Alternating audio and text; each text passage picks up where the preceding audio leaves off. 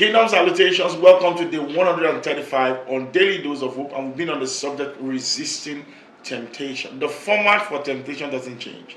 It is the same from the beginning of this up until now. It always presents to us the things that we think we need in a subtle manner that will compromise our confidence standing in our walk with God. Imagine the devil telling the bread of life to turn stone to bread because he perceives at that junction Jesus was already hungry and he needed to break his fast. So he comes as the alternative to what is actually coming. The same man that will feed 5,000 people with 5 loaves and 2 fishes is the same man you are asking to turn stone to bread, because the devil or the enemy has the capacity to identify your inherent potential and make a trade on the premise of the value that God has already placed in you. So temptation comes by identifying our needs and presenting it to us so that we can trade off on what God has already given to us. The second way temptation finds expression around our lives is that when temptation presents itself, it downplays the consequence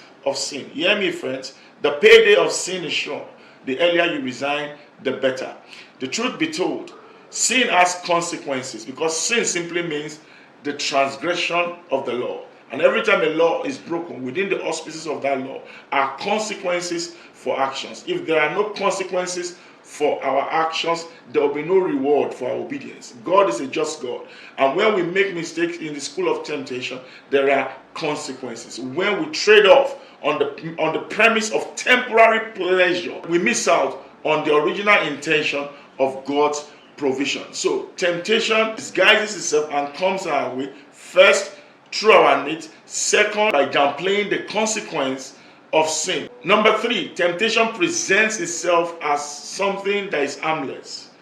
It makes difficult things easy. He said, I can give you the whole of this world if you will just bow down and worship me. That was what the enemy said to Jesus in Luke chapter 4.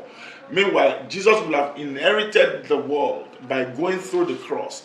But the devil brought the pleasure before the pain. He brought the gain before the struggle. He brought the crown before the cross. And that's what he does. He will tell young men, I will make you famous and rich, but you will not use that work. It always downplays the consequence of sin and brings pleasure before business. That's how the enemy displays temptation. So when temptation shows up, you should understand that there's a bait to catch you. It's like throwing a hook into water to catch a fish. You must refuse to bite it so that you not become suya for the enemy. May God give us understanding in Jesus' name.